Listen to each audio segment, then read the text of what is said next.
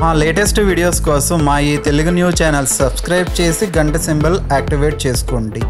ఈ నెల 8న మహాశక్తివంతమైన మహాశివరాత్రి రాబోతోంది. ఈ మహాశివరాత్రిలోపు ఎవరైతే ఈ పవిత్ర కథలను వింటారో వారికి జీవితంలో అదృష్టం పడుతుంది. మహాశివరాత్రిలోపు ఈ వీడియో చూస్తే చాలు, ఈ వీడియో మీ కంట పడితే చాలు, అదృష్టం మీ తలుపు తట్టినట్లే. ఈ దశ తిరిగిపోతుంది. శివరాత్రిలోపు ఈ కథలు వింటే మహాపాపాలైన కాలి బూడిద అయిపోతాయి.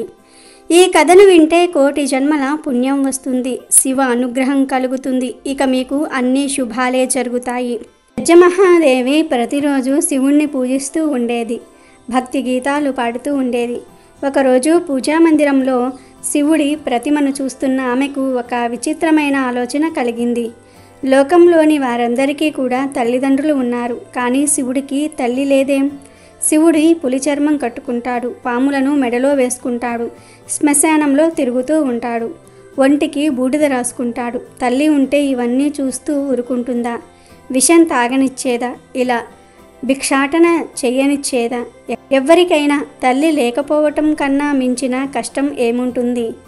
తల్లి ఉంటే బిడ్డల దగ్గర ఉండి ఆలనా పాలనా చూసుకుంటుంది, పెళ్ళి పేరంటాలు చేస్తుంది. తల్లి ఉంటేనే కదా అందరికీ ఆ భాగ్యం దక్కేది. పాపం శివుడికి తల్లి లేకపోవటం వల్లనే ఒంటరిగా తిరుగుతూ ఉంటాడు. ఎవరో ఎందుకు, నేనే తల్లిని అవుతాను, శివుడిని పెంచిన తల్లి అనిపించుకుంటాను అని అనుకున్నది బెజ్జమహాదేవి. అనుకున్నదే తడువుగా శిశువు అంత పరిమాణం గల శివుడి ప్రతిమను తయారు చేసింది. దానినే శిశువుగా భావించి లాలించి ముద్దాడింది. కాళ్ల మీద పడుకోబెట్టుకుని తలంటు స్నానం చేయించింది. నలుగుతో శరీరమంతా కూడా రుద్దింది. దోసిళ్లతో నీళ్లు తీసుకొని పొట్ట మీద చరుస్తూ పోసింది. కళ్ళల్లోకి నీరు పోకుండా నుదురు మీద అరచెయ్యి అడ్డం పెట్టి స్నానం చేయించింది. స్నానమైన తర్వాత చెంబుతో నీళ్లు తీసుకుని శివుడి చుట్టూతా తిప్పి దిష్టి తీసింది.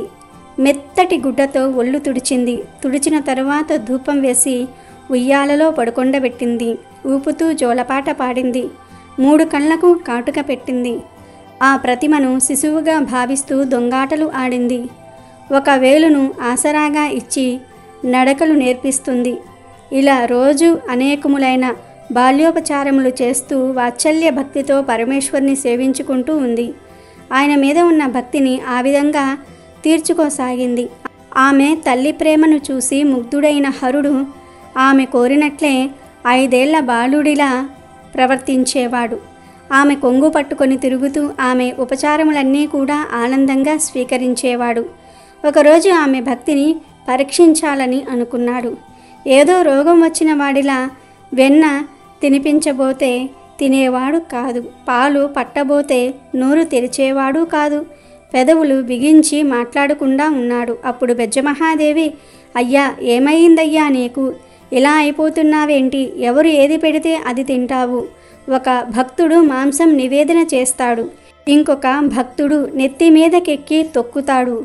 నువ్వింత అమాయకుడివి కాబట్టే అందరూ నిన్ని ఇలా చేస్తూ ఉన్నారు అంటూ నిష్ఠూరాలు ఆడింది.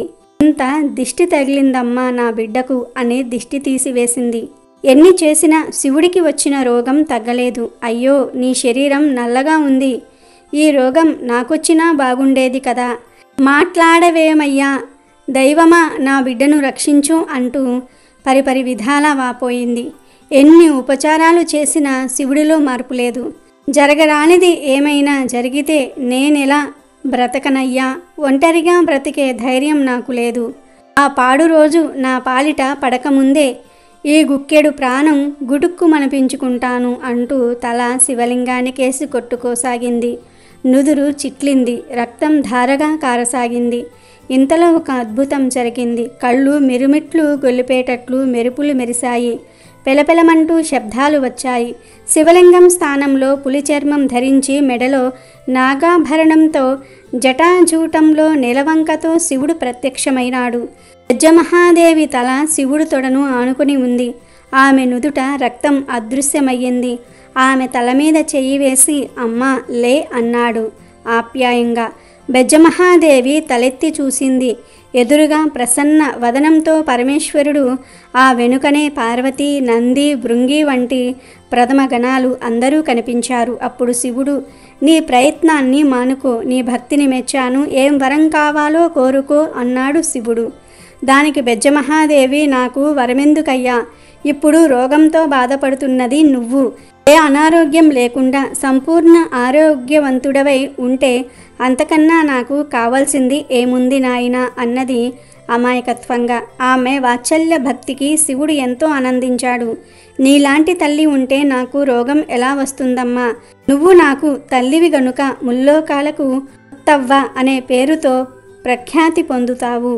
అంత్యములో కైలాసానికి చేరుకొందువుగాక అని ఆశీర్వదించి అందరితో పాటు అంతర్ధానమైపోయాడు పరమేశ్వరుడు. పూర్వం ఒక ఊళ్ళో శివదేవుడు అనే గృహస్థుడు ఉండేవాడు. అతడు మహాశివభక్తుడు. రోజు తమ ఊళ్ళో ఉన్న శివాలయానికి శివదేవుడు వెళ్ళేవాడు. ఒట్టి చేతులతో వెళ్లకుండా బాగా కాచి చల్లార్చిన కుంచెడు పాలు ఆలయానికి పట్టుకు వెళ్ళేవాడు. శివుడికి వాటిని నైవేద్యంగా ఆరగింపు చేసేవాడు. అలా భక్తితో స్వామికి నమస్కరించి ఆపై పాలను ఇంటికి తీసుకువెళ్ళేవాడు. ఇలా పరమ నిష్ఠతో ప్రతిదినం కుంచెడు పాలను శివుడికి ఆరగింపు చేసేవాడు. స్వామిని అర్చించేవాడు. ఉన్నట్టుండి ఒకనాడు శివదేవుడికి భార్యతో కలిసి పొరుగురికి వెళ్ళవలసిన పని పడింది. దాంతో తాను నిష్టగా చేసే శివపూజ, శివుడికి పాలను నివేదించే పని ఎలాగా అని ఆలోచించాడు. అప్పుడు ఇంట్లో అందరికన్నా చిన్నదైన కూతురిని దగ్గరికి పిలిచాడు. పాప, మేము ఊరికి వెళ్తున్నాము. ఊరు నుండి తిరిగి వచ్చేదాకా ఇంటి దగ్గరనే జాగ్రత్తగా ఉండు. ఇంకో ముఖ్యమైన పని ఉంది. అది ఏమిటి అంటే, మనం రోజు శివాలయంలో శివునికి పాలను ఆరగింపు చేసేవాళ్ళం కదా, ఆ పని కూడా నువ్వు చెయ్యాలి. జాగ్రత్తగా కాచి చల్లార్చిన మంచి గోవు పాలను కుంచెడు కొలిచి పాత్రలో పోసుకొని గుడికి వెళ్ళాలి. అక్కడ స్వామికి ఆ పాలను అర్పించాలి. వెళ్తావు కదూ? ఇది మన నియమం తల్లి, వ్యర్థం కానివ్వకు. పాటలని అటు ఇటు పరిగెత్తకుండా, సామాసగెత్తలతో ఊరంతా తిరగకుండా ఇంటి పట్టునే ఉండి చెప్పిన పని చెయ్యమ్మా. మర్చిపోవు కదూ, మా బంగారం కదూ అని గడ్డం పట్టుకొని బతిమిలాడి మరీ చెప్పాడు. అలా గుడికి వెళ్లే పని పాపకు అప్పగించాడు శివదేవుడు. పాప సరేనంది. దాంతో శివదేవుడు భార్యతో కలిసి పొరుగురు వెళ్ళాడు. మరుసటి రోజు పాప చాలా ఉత్సాహంగా ఉల్లాసంగా స్నానాదులు ముగించుకొని మంచి గోవు పాలను మరగగాచి చల్లార్చి సరిగ్గా కుంచెడు పాలు కొలుచుకుని గిన్నెలో పోసుకుని గిన్నె చేతబట్టుకుని తను కట్టుకున్న పలుచని కొంగును పాల మీద కప్పి సరాసరి గుడికి చేరింది. గర్భాలయంలో కొలువై ఉన్న శివలింగమూర్తి ఎదుట పాలగిన్నెను ఉంచి 2 చేతులెత్తి స్వామికి మొక్కింది. పాలవైపు చేతులు చూపిస్తూ, శివయ్య, ఇవిగో పాలు నీకోసమే తెచ్చాను, ఆరగించవయ్యా అని శివుడికేసి చూసి చెప్పింది. ఎదురుగా నిలబడితే ఎలా తాగుతాడు అని కాస్త పక్కకు జరిగి చాటుకు నిలబడింది. కాసేపు అయ్యాక వచ్చి ఆ గిన్నెలో చూసింది. గిన్నెలో ఉన్న పాలవైపు విచిత్రంగా చూసింది. శివయ్య, పాలు తాగలేదా? నీకోసమే తెచ్చాను, తాగడానికి ఏమిటి ఇబ్బంది? పాలు అలాగే ఉన్నాయి, తాగవా? తాగు తాగు అంటూ శివుడికేసి చూసి పురామయించింది. అయినా శివుడు పాలు తాగలేదు. చిన్నపిల్ల కదా, ఆ పాపకు చింత మొదలయ్యింది. అమ్మా నాన్నలు చెప్పి వెళ్ళారు, వాళ్ళు చెప్పినట్లు నేను చేశాను. ఎక్కడ ఏం లోపం జరిగిందో. శివుడేమో ఈరోజు పాలు త్రాగటం లేదు అని పాపకు భయం పట్టుకుంది. శివుడు పాలు త్రాక్కపోతే అమ్మా నాన్నలతో దెబ్బలు తినాల్సి వస్తుంది కదా అని శివుడి వైపు దీనంగా చూస్తూ, పాలెందుకు తాగలేదు, తాగయ్యా, లింగమూర్తి అని ప్రాధేయపడింది. పాలు సరిగ్గా కాచలేదా? రుచిగా లేవా? సద్దిపాలు అనుకుంటున్నావా? పొద్దెక్కిందనా? లేక పొగవాసన వస్తుందా? నీళ్లు కలిపాననా? ఆవు పాలు కాదనా? పోనీ ఆకలిగా లేదా? చిన్నపిల్ల తెస్తే నేను తాగాలా అని కోపంగా ఉందా? ఎందుకు తాగవయ్యా అంటూ నిలదీయటం మొదలెట్టింది. పరమశివ, పసిపాపను చేసి ఏమిటి ఈ సతాయింపు? ఆకలిగా లేదా? పోనీ అదైనా నోరు తెరిచి చెప్పాలి కదా. పోతే పోనీ, ఒక్క గుటకన్నా తాగితే నేను తృప్తి చెందుతాను కదా అంటూ పాప పరమశివుణ్ణి బ్రతిమలాడుతోంది. నువ్వు పాలు త్రాగలేదంటే మా అమ్మా నాన్నలు నన్ను కొడతారు. అలా కొట్టిస్తావా? నా మీద ప్రేమతోనైనా త్రాగవా? నిజంగా నువ్వు మనసులో ఏదో పెట్టుకుని ఇలా సాధిస్తున్నావు. ఇవిగాక ఇంకా ఏమైనా కావాలా అడుగు, నిమిషంలో తీసుకొస్తా. కానీ త్రాక్కుండా మాత్రం నన్ను ఏడిపించకు లింగమూర్తి. మఠంలో పాయసం తింటావా? వీరభద్రుడి జాతరకు నిన్ను పంపిస్తాగా. మా నాయన కదూ, మా శివయ్య కదూ, తాగవయ్యా అంటూ అన్నం తినకుండా మారం చేసేవాళ్ళ తమ్ముడిని వాళ్ళమ్మ ఎలా బుజ్జగిస్తుందో గుర్తు చేసుకుంటూ అలా ఆ పాప బ్రతిమలాడుతుంది, ఏడుస్తోంది.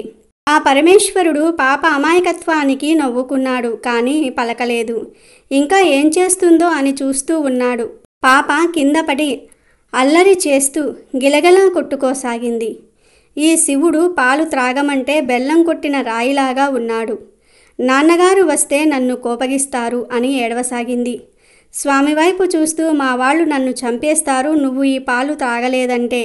నేనేదో పొరపాటు చేశానని మా వాళ్ళు నన్ను కొడతారు. నాన్నగారు పదే పదే చెప్పిన ఈ పనిలో ఆటంకం ఎదురైందని తెలిస్తే ఆయన చేతుల్లో చావటం ఖాయం. అంతకంటే ఇక్కడ నీ ముందే చావటం మేలు అని తలను శివలింగానికేసి బాదుకుంది.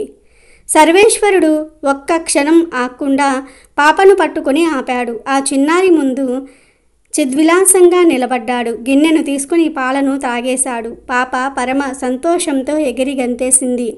శివుడు ప్రత్యక్షమయ్యాడు గాని ఆ రూపం అరుదైనది అని పాపకు తెలీదు. ఆయన దేవుడని, పిలిస్తే పలుకుతాడు, పెట్టినవన్నీ తింటాడు, మన మాట వింటాడు అంటూ ఆనందించింది పాప. పాప తండ్రికి అనుకోకుండా ఒకరోజు ప్రయాణం కాస్త 4-5 రోజులయ్యింది. పాప రోజూ తానే పాలు తేవటము, శివుడికి నివేదించటము అది శివుడికి నచ్చింది. ఇలా ప్రతిరోజు పాలు తేవటము, శివుడు త్రాగటం జరిగిపోతున్నాయి. ఒకరోజు ఊరెళ్ళిన తల్లిదండ్రులు తిరిగి వస్తున్నారు. ఆ సమయంలో పాప పాలను శివుడికి ఆరగింపు పెట్టి ఇంటికి వెళ్తూ ఉంది.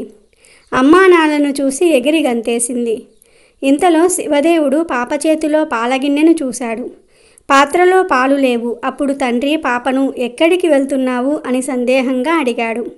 పాప గుడిలో శివుడు పాలు త్రాగిన వ్యవహారం అంతా చెప్పింది. శివదేవుడు పాప మాటలు నమ్మలేదు. శివుడు పాలు త్రాగటమేంది? నువ్వు ఏదో అబద్ధం చెప్తున్నావు. శివుడి పేరు చెప్పి నువ్వే త్రాగేశావా? లేదా నిజం చెప్పు. శివుడికి నేను చేసే వ్రతాన్ని నేలపాలు చేశావు కదూ అంటూ ఆగ్రహంతో కూతురును అనరాని మాటలన్నాడు. పాప ఎంత చెప్పినా పాప మాటలు నమ్మని శివదేవుడు మరునాడు పాప వెంట పరమేశ్వరుని మందిరానికి వెళ్ళారు. రోజుటిలాగే పాప పాలను శివుని ముందు ఉంచింది. లింగమూర్తి ఆరగించవయ్యా అని పిలిచింది. స్వామి పలకలేదు. అప్పుడు శివదేవుడికి పట్టరాని కోపం వచ్చింది. ఓసి, రోజూ పాలు త్రాగే శివుడు ఇవాళ త్రాగలేదే? చూడను కూడా లేదు. కన్న తండ్రినే అబద్ధపు మాటలతో మోసం చేస్తావా? ఎన్ని కథలు చెప్పి మోసం చేశావే పాపిష్టిదానా! ఎంతో శివద్రోహం చేశావే. శివుడికి తెచ్చిన పాలను నీ పొట్టలో పోసుకున్నావా? ఉండు, నీ పని చెప్తా. ఎంత నాటకం ఆడావే, నిన్ను ఊరికే వదిలిపెట్టను, నీ పొట్ట చీలుస్తా అంటూ ఆక్రోశంతో పాప మీదకు ఉరికాడు ఆ తండ్రి. పాప భయంతో వణికిపోయింది. ఎటు వెళ్ళాలో తెలియక గట్టిగా ఏడుస్తూ హలింగా హలింగా హలింగా అంటూ లింగ స్వరూపాన్ని గట్టిగా పట్టుకుంది. ఇదిగో నేనున్నాను, భయపడకు అంటూ అత్యంత దయతో మహాలింగమూర్తి పాప మీద వాత్సల్యంతో తన వక్షస్థలాన్ని తెరిచాడు. పాప అందులోనికి చొరబడింది. తండ్రి వెంటపడుతూ పాప వెంట్రుకలను చిక్కించుకున్నాడు. ఎక్కడికి పోతావే అంటూ యువతలకు లాగబోయాడు. అప్పటికే పాప శివుడిలో ఐక్యమైపోయింది. వెంటనే ఆ దివ్యలింగం ఆ పాప మాయమైపోయింది. ఏమిటి ఈ లీల అంటూ అక్కడ ఉన్న తండ్రి కిన్నుడైపోయాడు. అప్పుడు శివదేవయ్య, రోజూ నేనే పాలు తాగాను. నీ కూతురు నా పరమ భక్తురాలు. ఆమె అమాయకత్వము, నిర్మల హృదయం నన్ను వశపరుచుకున్నాయి. అందుకే నా సన్నిధికి చేర్చుకున్నాను. నేటి నుంచి గోడగూచి అన్న పేరిట భక్తలోకంలో ఆమె గణ్యత పొందుతుంది అన్న ఈశ్వరవాణి వినిపించింది. ఇది గోడగూచి కథ. ఎంతో నిశ్చలమైనది ఆ పాప భక్తి, అమాయకత్వము. అదే శివుడికి ఇష్టమైనది. అందుకే తండ్రిని కాదని బిడ్డకు దర్శనమిచ్చారు శివుడు. తనలో ఐక్యం చేసుకున్నాడు. దానికి ఇంతకన్నా నిదర్శనం ఏముంది? ఇక ఆ పాప గోడగూచి అనే పేరుతో స్తుతించబడింది. మహాశివరాత్రిలోపు ఎవరైతే ఈ పవిత్ర కథను వింటారో వారికి అదృష్టం పడుతుంది. శివుడి అనుగ్రహంతో శివలోక ప్రాప్తి కలుగుతుంది. జన్మ జన్మల పాపాలు పోయి కోటి జన్మల పుణ్యం వస్తుంది. అలాగే శివరాత్రిలోపు శివరాత్రి మహత్యం గురించి స్వయంగా శివుడు చెప్పిన ఈ కథను వింటే శివుడు అనుగ్రహంతో సకల ఐశ్వర్యాలు సిద్ధిస్తాయి. ఒకనాడు కైలాస పర్వత శిఖరముపై పార్వతీ పరమేశ్వర్లు సుఖాసీనులై ఉండగా పార్వతి శివునితో అన్ని వ్రతములలోనూ ఉత్తమమగు వ్రతమును భక్తి ముక్తి ప్రదాయకమైన దానిని తెలుపుమని కోరుకున్నది. అప్పుడు శివుడు శివరాత్రి వ్రతమును దాని విశేషాలను తెలియజేశాడు. దీనిని మాఘ బహుళ చతుర్దశి నాడు ఆచరించాలని, తెలిసి గాని తెలియక గాని ఒక్కమారు చేసినను యముని నుండి తప్పించుకొని ముక్తి పొందుతారని దాని వృత్తాంతసారము ఈ కథ రూపంలో వివరించెను. ఒకప్పుడు ఒక పర్వత ప్రాంతమున హింసా వృత్తి కల బోయేవాడు ఒకడు ఉండేవాడు. అతడు ప్రతి ఉదయం కూడా అడవికి వేటకు వెళ్ళి సాయంత్రం ఏదైనా మృగమును చంపి తెచ్చుకొని కుటుంబాన్ని పోషించేవాడు. కానీ ఒకనాటి ఉదయమున బయలుదేరి వెళ్ళి అడవంతా కూడా తిరిగిన ఒక్క మృగము కూడా దొరకలేదు. ఆ రోజు చీకటి పడుతూ ఉన్న ఉత్త చేతులతో ఇంటికి వెళ్ళడానికి మనస్కరించక వెనుతిరిగెను. దారిలో అతనికి ఒక తటాకము కనిపించెను. ఏవైనా మృగాలు నీరు త్రాగుట కోసం అచ్చటికి తప్పకుండా వస్తాయని వేచి ఉండి వాటిని చంపవచ్చునని ఆలోచించి దగ్గరనున్న ఒక చెట్టెక్కి తన చూపులకు అడ్డముగా ఉన్న ఆకులను కాయలను విరిచి కింద పడవేయసాగాను. చలికి శివశివాయని వణుకుచూ విల్లు వెక్కిపెట్టి మృగాల కోసం వేచియుండెను. మొదటి జామున ఒక పెంటిలేడి నీరు త్రాగుటకు అక్కడకు వచ్చెను. వ్యాధుడు దానిపై బాణము విడవబోగా లేడి భయపడక, వ్యాధుడా నన్ను చంపకుము అని మనుష్య వాక్యులతో మాట్లాడెను. వ్యాధుడు ఆశ్చర్యపడి, మనుషుల వలె మాట్లాడుతూ ఉన్నావు, నీ సంగతి తెలుపుమని కోరుకున్నెను. దానికి జింక, నేను పూర్వజన్మమున రంభయను అప్సరసను, హిరణ్యాక్షుడను రాక్షసరాజును ప్రేమించి శివుణ్ణి పూజించట మరిచితిని. దానికి రుద్రుడు కోపించి, కామాంతురమైన నీవు నీ ప్రియుడును జింకలుగా 12 ఏళ్లు గడిపి ఒక ఆదుడు బాణముతో చంపనుండగా శాప విముక్తులవుతారని సెలవిచ్చెను. నేను గర్భిణిని, అవధ్యను గనుక నన్ను వదులుము. మరొక పెంటి జింక ఇచ్చటికి వచ్చును, అది బాగుగా బలిసి ఉన్నది, కావున దానిని చంపుము. లేనిచో నేను వసతికి వెళ్ళి ప్రసవించి శిశువును బంధువులకు అప్పగించి తిరిగి వస్తాను అని అతన్ని ఒప్పించి వెళ్ళిపోయింది.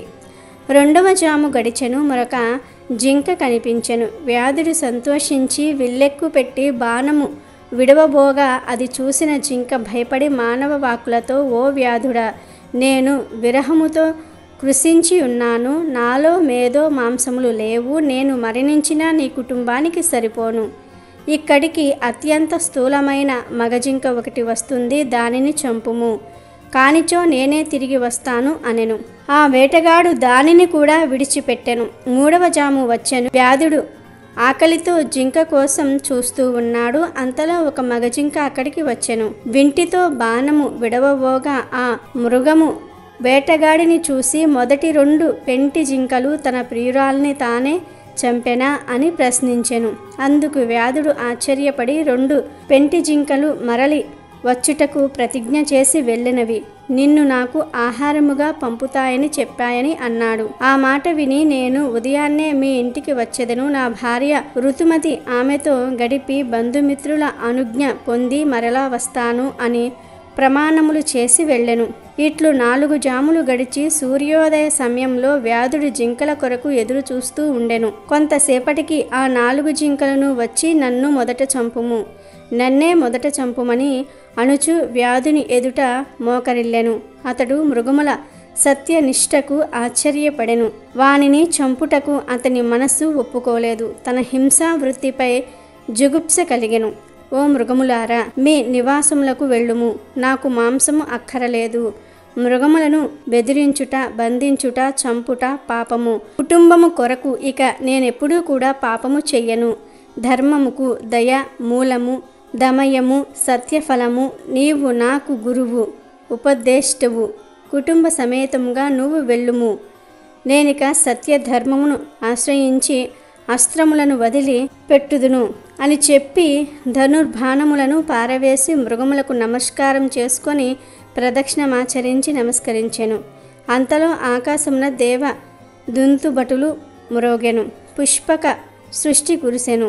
దేవదూతలు మనోహారమగు విమానమును తెచ్చి ఇట్లనిరి: ఓ మహానుభావ, శివరాత్రి ప్రభావమున నీ పాతకము క్షీణించినది. ఉపవాసము జాగరణము జరిపితివి. తెలియకయే యమమునను పూజించితివి. నీవెక్కినది బిల్వ వృక్షము. దాని క్రింద స్వయంభూ లింగమొకటి గుబురులో మరుగుపడి ఉన్నది. నీవు తెలియకయే బిల్వపత్రములు త్రుంచివేసి శివలింగాన్ని పూజించితివి. సశరీరముగా స్వర్గమునకు వెళ్ళుము. మృగరాజా, నీవు సకుటుంబముగా నక్షత్ర పదము పొందుము అన్నారు. ఈ కథ వినిపించిన పిదప పరమేశ్వరుడు పార్వతితో ఇట్లనెను: దేవి, ఆ మృగ కుటుంబమే ఆకాశమున కనిపించు మృగశిర నక్షత్రము. 3 నక్షత్రములలో ముందున్న 2 జింక పిల్లలు, వెనుకనున్న 3వది మృగి. ఈ మూడిటిని మృగశీర్షమందురు. దాని వెనుక నుండు నక్షత్రములలో ఉజ్వలమైనది లుబ్ధక నక్షత్రము. అలాగే శివరాత్రిలోపు పాపాత్ములను కూడా కుబేరులుగా మార్చగలిగే మహిమ దేనికి ఉందో తెలిపే ఈ కథను వింటే జన్మజన్మల పాపాలు పోయి కోటి జన్మల పుణ్యం వస్తుంది. పూర్వం కౌపిల్య నగరంలో యజ్ఞదత్తుడు అనే ఒక మహాపండితుడు ఉండేవాడు. సదాచార పారాయణుడైన ఆ పండితునికి చాలా కాలానికి ఒక కొడుకు పుట్టాడు. లేక పుట్టిన ఆ బాలుడికి తల్లిదండ్రులు గుణనిధి అని పేరు పెట్టి ఎంతో ప్రేమగా పెంచుకోసాగారు. 8 సంవత్సరాల వయసులో ఉపనయనం చేసి విద్యాభ్యాసానికి పంపారు. రాచకార్యాల్లో నిమగ్నమైన తండ్రి ఆ తర్వాత కుమారుని చదువు ఎలా సాగుతుందో పట్టించుకోలేదు. దానితో గుణనిధి దుష్ట సావాసం చేసి వ్యసనాలకు బానిస అయ్యాడు. స్నాన సంధ్యాదులు వదిలిపెట్టాడు. తల్లికి మాయమాటలు చెప్పి ఆమె నుండి సంపాదించిన డబ్బుతో జూదమాడేవాడు. తరువాత వేశ్యాలోలుడయ్యాడు. పనుల్లో మునిగిపోయిన యజ్ఞదత్తుడికి ఈ విషయాలేమీ తెలియవు. యజ్ఞదత్తుడు తీరిక వేళల్లో ఎప్పుడైనా కొడుకు గురించి భార్యనడిగితే బాగా చదువుకుంటున్నాడని కొడుకు మీద ప్రేమతో ఆమె అబద్ధం చెప్పేది. తండ్రి పట్టించుకోకపోవటం వలన, తల్లి గారాబం చేయటం వలన గుణనిధి పూర్తిగా చెడిపోయాడు. ఇది తెలియని యజ్ఞదత్తుడు కుమారునికి 18 సంవత్సరాలు నిండిన వెంటనే ఒక మంచి కుటుంబం నుండి వచ్చిన కన్యతో వివాహం జరిపించాడు. పెళ్ళైన గుణనిధికి బుద్ధి రాలేదు. కానీ తల్లి ధనం ఇవ్వటం మానేసింది. దానితో గుణనిధి తన ఇంటిలో ధనాన్ని దొంగిలించటం, విలువైన పట్టు వస్త్రాలు, వెండి పాత్రలు, ఖరీదైన వస్తువులు ఎవరికీ తెలియకుండా తీసుకుని వెళ్ళి జూదంలో ఓడిపోయినప్పుడు జూద గృహంలో గెలిచిన వారికివ్వటం అలవాటు చేసుకున్నాడు. తల్లి ఎంత బోధించినా గుణనిధి ప్రవర్తన మార్చుకోలేదు. ఒకరోజు యజ్ఞదత్తుడు స్నానానికి వెళ్తూ తన చేతి రత్నాల ఉంగరం జాగ్రత్త చెయ్యమని భార్యకు ఇచ్చాడు. ఆమె దానిని పడక గదిలో పెట్టింది. భార్యాభర్తలు ఉంగరం సంగతి మర్చిపోయారు. గుణనిధి దానిని దొంగిలించి జూదంలో ఓడిపోయి గెలిచిన వాడికి సమర్పించుకున్నాడు. కొద్ది రోజుల తర్వాత యజ్ఞదత్తుడు వీధిలో వస్తూ ఉండగా ఒక వ్యక్తి చేతికి తన ఉంగరం ఉండటం చూశాడు. అప్పుడు యజ్ఞదత్తుడు వాడిని, ఈ ఉంగరం నీకెక్కడిది అని గద్దించి అడిగాడు. ఆ వ్యక్తి గుణనిధి వ్యవహారమంతా చెప్పి తను ఆ ఉంగరాన్ని జూదంలో గెలుచుకున్నట్లుగా చెప్పాడు. మీ అబ్బాయిని అదుపులో పెట్టుకోండి, లేకపోతే మీ ఇంట్లో బిందెలు గిన్నెలు కూడా మిగలవు అని హేళన చేశాడు. మొదటిసారిగా తన కుమారుణ్ణి చెడు ప్రవర్తన గురించి విన్న యజ్ఞదత్తుడు అవమానంతో ఇంటికి వచ్చి భార్యను ఉంగరం గురించి అడిగాడు. ఆమె కంగారు పడి ఎక్కడో పెట్టాను, తర్వాత వెతికి ఇస్తాను అని సమాధానం ఇచ్చింది. గుణనిధి ఎక్కడా అని అడిగితే చదువుకోవడానికి వెళ్ళాడు అని అబద్ధం ఆడింది. కొడుకు ప్రవర్తన తనకు చెప్పకుండా దాచి వాడిని పాడు చేయటమే కాకుండా ఇప్పటికీ నిజం దాస్తుందని యజ్ఞదత్తుడు భార్యను నిందించాడు. భార్యను ఇంటి నుండి గెంటివేశాడు. తన ప్రవర్తన తెలిసి తండ్రి శిక్షిస్తాడని భయపడిన గుణనిధి ఊరు వదిలి పారిపోయాడు. మరునాడు గుణనిధి ఆకలి బాధతో ఒక చెట్టు క్రింద కూర్చొని ఏమి చెయ్యాలా అని ఆలోచిస్తూ ఉన్నాడు. ఇంత మంచి కుటుంబంలో పుట్టిన నేను వ్యసనాలకు ఎందుకు బానిసనయ్యాను? నా వద్ద ధనం లేదు, విద్య కూడా లేని నేను దేశాంతరానికి వెళ్ళి ఎలా బ్రతకగలను అని తనలో తానే మదనపడ్డాడు. అలా నడిచి గుణనిధి ఇంకొక గ్రామ పొలిమేరలు చేరాడు. దూరంగా ఒక శివాలయ గోపురం కనబడుతోంది. హరహర మహాదేవ శంభో శంకర అంటూ నినాదాలు వినబడుతూ ఉన్నాయి.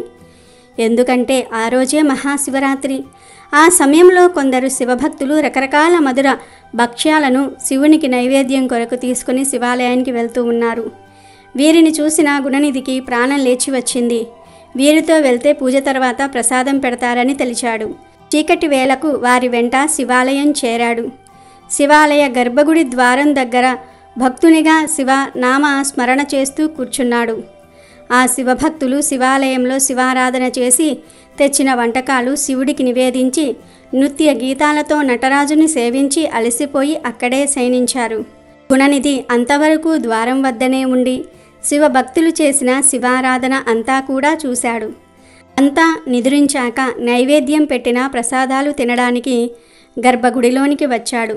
లోపల దీపం వత్తి కాలిపోయి వెలుగుతూ ఉంది. భక్ష్యాలు సరిగ్గా కనబడలేదు. అందుకని గుణనిధి తన ఉత్తరీయాన్ని చించి వత్తిగా చేసి ప్రమిదలో పెట్టి వెలిగించాడు. గర్భగుడి అంతా వెలుగు వ్యాపించింది. అక్కడ నైవేద్యం పెట్టిన ప్రసాదాలను కొద్దిగా తిని మిగిలినవన్నీ కూడా మూటకట్టుకుని బయలుదేరాడు. వెళ్ళే తొందరలో నిద్రిస్తున్న ఒక శివభక్తుడి కాలు తొక్కాడు. నిద్రలేచిన భక్తుడు దొంగ దొంగ అని అరిచాడు.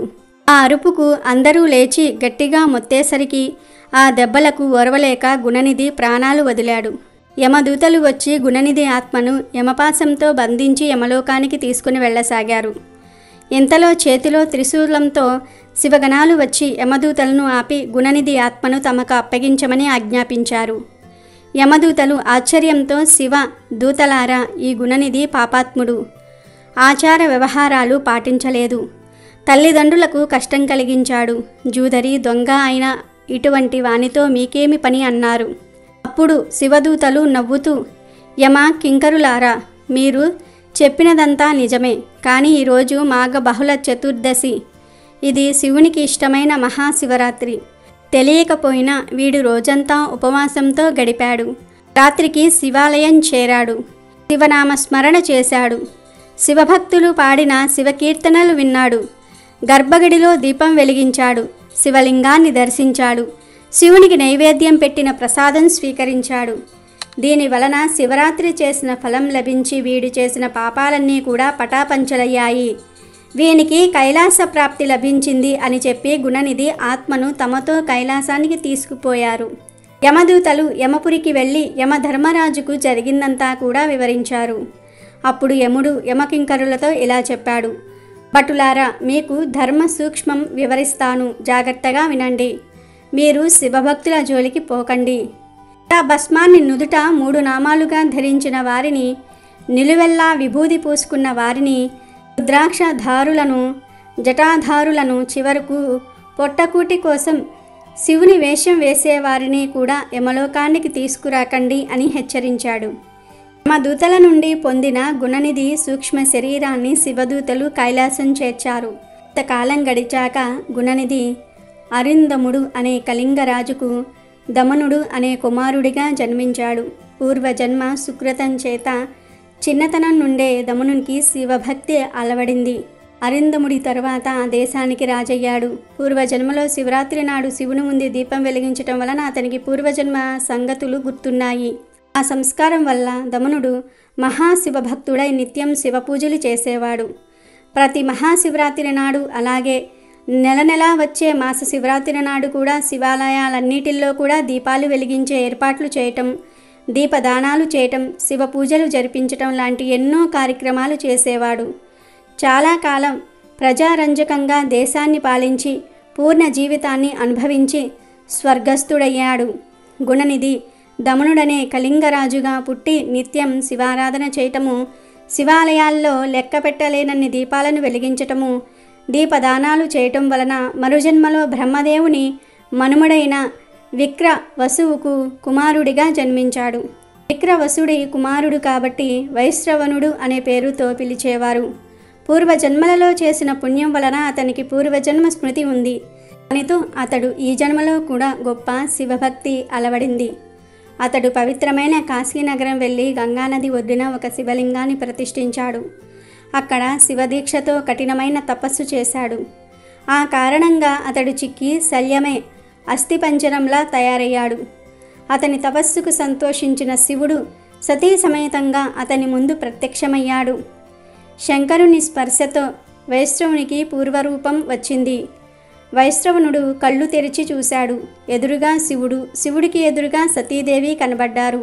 నేనెంత తపస్సు చేస్తే మాత్రం ఏమి లాభం? నా స్వామికి ఎల్లప్పుడూ దగ్గరగా ఉండే ఈమె ఇంకెంత గొప్ప తపస్సు చేసిందో అని తలుస్తూ ఆమె వైపు రెప్పవేయకుండా చూడసాగాడు. అలా పార్వతీదేవిని చూసి అసూయ పడటం వలన అతని కన్ను ఒకటి పగిలిపోయింది. వైష్ణవునుడి తీరు నచ్చని సతీదేవి స్వామికి ఏదో చెప్పబోయింది. ఇంతలో శంకరుడు నవ్వి దాక్షాయినితో, ఈ వైష్ణవునుడు నా భక్తుడు, మన పుత్రిని వంటివాడు. కేవలం నీ తపస్సు యొక్క గొప్పతనం తలుచుకొని అసూయపడుతున్నాడు, అంతే తప్ప వేరే కారణంతో కాదు అని ఆమెకు చెప్పాడు. తరువాత శివుడు వైష్ణవునితో, కుమారా, నీ తపస్సుకు ఆనందించాను. నిన్ను నవ నిధులకు అధిపతిగా నియమిస్తున్నాను. నువ్వు యక్ష కిన్నెర కింపురుషులకు నాయకుడవుతావు. అలకాపురి నీ రాజధాని అవుతుంది. నీతో నేనెప్పుడూ స్నేహభావంతో ఉంటాను. నేను కూడా నీ రాజధానికి దగ్గరలో నివసిస్తాను. ఈ సతీదేవి నీకు తల్లి వంటిది. ఆమె ఆశీస్సులు కూడా తీసుకో అని చెప్పాడు. అప్పుడు వైష్ణవునుడు పార్వతీదేవికి సాష్టాంగ ప్రణామం చేశాడు. పార్వతీదేవి సంతోషించి, నాయనా, నీ శివభక్తి నిర్మలమైన దినదినాభివృద్ధి పొందుగాక. అసూయతో నన్ను చూసిన నీ మిగిలిన కన్ను ఎరుపు రంగుతో అందరినీ ఆకర్షిస్తుంది. నా యందు అసూయ పొందిన కారణంగా నీవు కుబేర నామంతో పిలువబడతావు అని ఆశీర్వదించింది.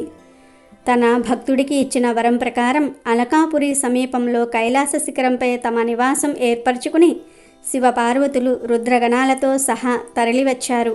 కాబట్టి గుణనిధి ఎంత చెడ్డవాడైనా సరే మహాశివరాత్రి రోజు తెలియక చేసిన ఉపవాస జాగరణల వలన ఈశ్వర అనుగ్రహం పొంది కుబేరుడిగా మారాడు. కాబట్టి పాపాత్ములను కూడా కుబేరునిగా మార్చే మహిమ శివరాత్రికి ఉందని ఈ కథ ద్వారా గ్రహించాలి. శివరాత్రిలోపు శివరాత్రి మహత్యాన్ని తెలిపే ఈ పురాణ కథను వింటే కష్టాలన్నీ కూడా పోతాయి. శివుడి అనుగ్రహంతో శివలోకాన్ని పొందుతారు. పూర్వం శబరీ నది తీరమందున్న అరణ్యములో కులీనుడు అనే ఒక బోయవాడు తన భార్యా బిడ్డలతో నివసించేవాడు. అతను వేట తప్ప మరొక ఆలోచన లేని కడుమూర్ఖుడు. వేటకు పోవుట, జంతువులను చంపి వాటిని కాల్చి తాను తిని తన భార్యా బిడ్డలకు తినిపించుట తప్ప అతనికి మరేదియూ తెలియదు. అతడు జంతువులను వేటాడటంలో నేర్పు గలవాడు. క్రూర మృగములు సైతం ఆ బోయవాణిని చూసి భయపడి పారిపోయేవి. అందుచేత అతడు అడవిలో నిర్భయముగా తిరిగేవాడు. ప్రతి దినము వలె ఒకనాడు వేటకు వెళ్ళగా ఆనాడు జంతువులేమీ కంటపడలేదు. సాయంకాలమవుతుంది. కులీనుడికి వట్టి చేతులతో ఇంటికి వెళ్ళుటకు మనసు అంగీకరించినందున చీకటి పడిన తర్వాత అక్కడ ఉన్న మారేడు చెట్టు పైకెక్కి జంతువుల కొరకు ఎదురు చూడసాగాడు. తెల్లవారుతున్న కొలది చలి ఎక్కువై మంచు కురుస్తున్నందున కులీనుడు చెట్టు కొమ్మలను దగ్గరకు లాగి వాటితో తన శరీరాన్ని కప్పుకోసాగాడు. ఆ కొమ్మలకు ఉన్న ఎండుటాకులు రాలి చెట్టు కింద ఉన్న శివలింగము మీద పడినవి. ఆ రోజు మహాశివరాత్రి. అందులో బోయవాడు పగలంతా తిండి తినక రాత్రంతా జాగరణతో ఉన్నాడు. తనకు తెలియకపోయినను మారేడు వ్రతములు శివలింగముపై పడినవి. ఇంకేమున్నది, శివరాత్రి మహిమ బోయవాడికి సంప్రాప్తించెను. మాఘమాసంలో కృష్ణపక్ష చతుర్దశి రాత్రి అందయు జాగరణ, పైగా శివలింగముపై బిల్వ పత్రములు ఉండుట, తిండి లేక ఉపవాసముండుట, ఇవన్నీ ఆ బోయవానికి మేలు చేసినవి. మరణములకు హెచ్చు తగ్గులు గాని శిశు వృద్ధ భేదములు గాని లేవు. పూర్వజన్మలో చేసుకున్న పాపపుణ్యములను బట్టి మనుజుడు తన జీవితమును గడపవలసినదే. మరికొన్ని సంవత్సరములకు ఆ బోయవాడికి వృద్ధాప్యము కలిగి మరణమాసన్నమై ప్రాణములు విడిచెను. వెంటనే యమభటులు వచ్చి వాని ప్రాణములు తీసుకొని పోవుచూ ఉండగా కైలాసము నుండి దేవదూతలు వచ్చి యమదూతల చేతిలోనున్న బోయవాని జీవాత్మను తీసుకొని శివుని దగ్గరకు పోయిరి. యమభటులు చేయునది లేక యముడి దగ్గరికి వెళ్ళి యమునితో జరిగింది చెప్పిరి. అప్పుడు యముడు కొంత తడవు ఆలోచించి కాసేపటి తర్వాత శివుని వద్దకు వెళ్ళెను. శివుడు, పార్వతి, గణపతి, కుమారస్వామి, తుంబుర, నారదాది గణములతో కొలువు తీరియున్న సమయంలో యముడు వచ్చి శివుడికి నమస్కరించెను. అప్పుడు ఉమాపతి యముడిని దీవించి ఉచిత ఆసనమిచ్చి కుశల ప్రశ్నలడిగి వచ్చిన కారణమేమని ప్రశ్నించెను. అంతట యముడు, మహేష, చాలా దినములకు మీ దర్శన భాగ్యము కలిగినందులకు మిక్కిలి ఆనందించుచున్నాను. మీ దర్శన కారణమేమనగా, ఇంతకు ముందు మీ దూతలు తీసుకువచ్చిన బోయవాడు మహాపాపి క్రూరుడు. దయా దాక్షణ్యాలు లేక అనేక జీవహింసలు చేసి ఉన్నాడు. ఒక దినమున అనగా మహాశివరాత్రి నాడు తాను యాదృచ్ఛికముగా జంతువులు దొరకనందున తిండి తినలేదు. జంతువులను వేటాడుటకు ఆ రాత్రి అంతయు మెలకువగా ఉన్నవాడే గాని చిత్తశుద్ధితో తాను శివలింగమును పూజించలేదు కనుక అతనిని కైలాసమును తీసుకున్నట్లు భావ్యమా? అంత మాత్రమున అతనికి కైలాసము దొరుకునా అని యముడు విన్నవించుచున్నాడు.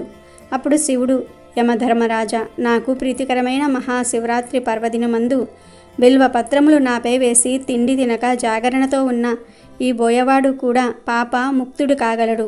ఎవరికైనా ఆ వ్రతఫలం దక్కవలసినవే గనుక ఈ బోయవాడు పాపాత్ముడైనను ఆనాటి శివరాత్రి మహిమ వలన సాయుధ్యము ప్రాప్తమైనది అని పరమేశ్వరుడు వివరించెను. కాబట్టి తెలియక శివరాత్రి వ్రతం చేసిన కైలాసము దొరుకుతుంది అనే విషయాన్ని ఈ పురాణ కథ ద్వారా తెలుసుకోవచ్చు. అలాగే శివరాత్రి వచ్చేలోపు శివుడు, విష్ణువు ఇద్దరిలో ఎవరు గొప్పో తెలిపే ఈ కథను వింటే అష్ట ఐశ్వర్యాలు సిద్ధిస్తాయి. అప్పుడు దేవతలకు రామేశ్వరం అనే పదం ఏ మాసానికి చెందినది అనే సందేహం కలిగింది. రామస్య ఈశ్వరః అని అంటే రామునికి ప్రభువు అని అర్థం వస్తుంది. అది శివాధిక్యం అంటే శివుడే గొప్పవాడని చెప్తుంది. శివధనుస్సు విరిచిన రాముడు శివుని కంటే ఏ విధంగా తక్కువ? విష్ణుమూర్తిని అడిగి సందేహ నివృత్తి చేసుకుందాం అని వైకుంఠం వెళ్ళారు దేవతలు. అప్పుడు విష్ణువు, ఏమిటి అందరూ ఇలా కలిసి వచ్చారు అని అడుగుతాడు. దానికి దేవతలు తమకు వచ్చిన సందేహం గురించి చెప్తారు.